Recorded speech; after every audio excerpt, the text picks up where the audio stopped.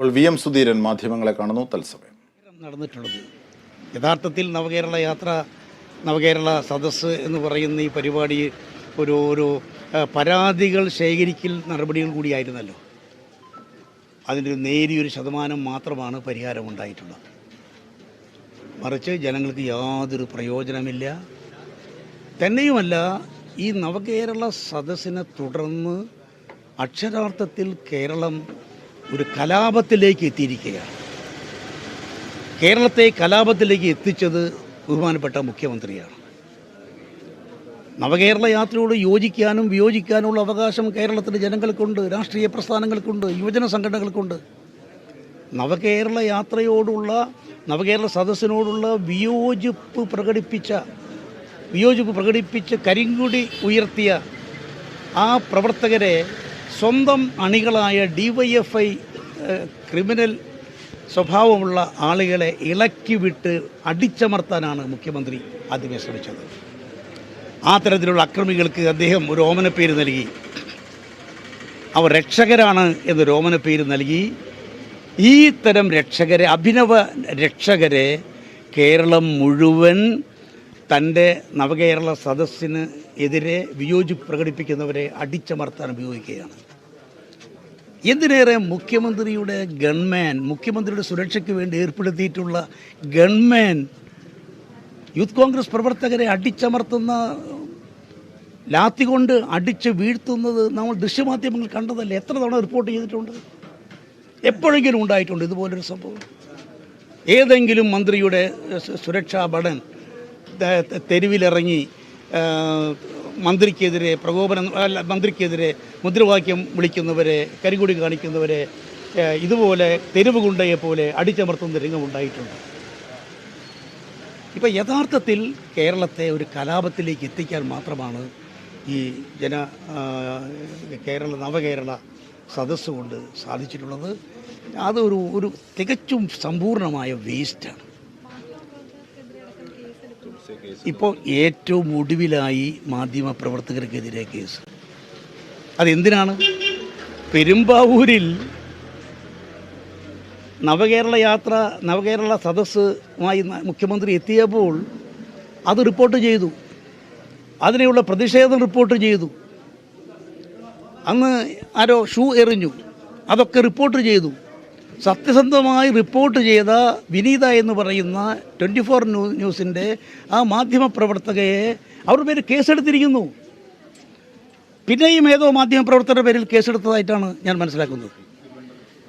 DGP ഓഫീസിലേക്ക് March നടത്തിയ മാറ്റത്തിനെ തുടർന്ന് അത് റിപ്പോർട്ട് ചെയ്ത മാധ്യമപ്രവർത്തകർക്കെതിരെ കേസ്. യഥാർത്ഥത്തിൽ മോഡി ഭരണവും പിണറായി ഭരണവും തമ്മിൽ ഒരു വ്യത്യാസവുമില്ലാത്ത അവസ്ഥ. കേരളം ഇതെല്ലാം പരിശോധിക്കുമ്പോൾ ഒരു കമ്മ്യൂണിസ്റ്റ് ഭരണമാണ് എന്ന് നമുക്ക് ചിന്തിക്കാൻ കഴിയില്ല. അക്ഷരാർത്ഥത്തിൽ കേരളം ഒരു ഫാസിസ്റ്റ് ശൈലിയിലേക്ക് മാറിയിരിക്കുന്നു.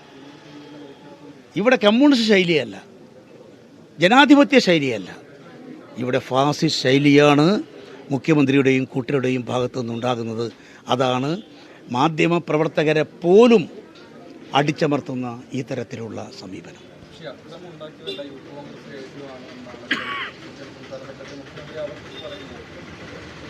അല്ല, സ്വാഭാവികമായി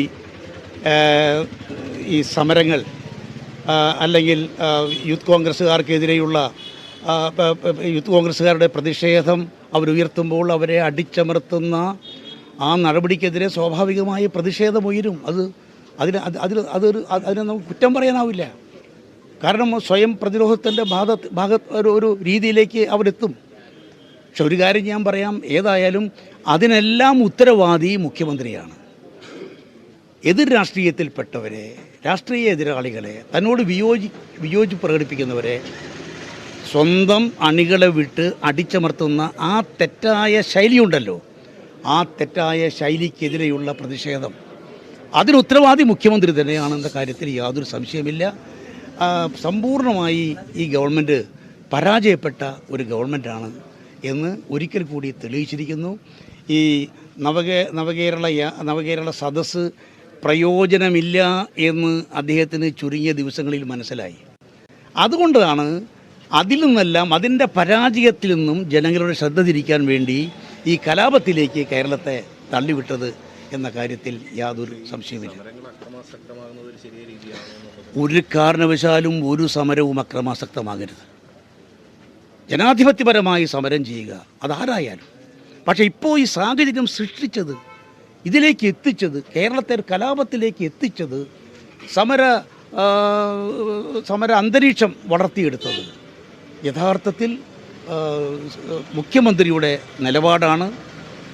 അക്രമികളെ രക്ഷകരായി ചിത്രീകരിച്ചുകൊണ്ട് അക്രമികൾ കഴിഞ്ഞാടാനുള്ള പച്ചക്കൊടി വീശി അദ്ദേഹം. അതാണ് എല്ലാത്തിനും കാരണം, യാതൊരു സംശയവുമില്ല. മുഖ്യമന്ത്രി ആ സ്ഥാനത്തിരിക്കാൻ അർഹനല്ല. ജനങ്ങളുടെ സ്വത്തിനും ജീവനും പരിരക്ഷ നൽകുക എന്നതിനേക്കാൾ ഉപരിയായി സങ്കുചിത രാഷ്ട്രീയത്തിൻ്റെ അടിമയായി എതിരാളികളെ അടിച്ചമർത്തുന്ന അദ്ദേഹത്തിന് ഈ സ്ഥാനത്ത് തുടരാനുള്ള അർഹതയില്ല എന്ന് അദ്ദേഹം തന്നെ തെളിയിച്ചിരിക്കുന്നു എന്നുള്ളതാണ് ഇവിടെ കാണുന്നൊരു പ്രത്യേകത.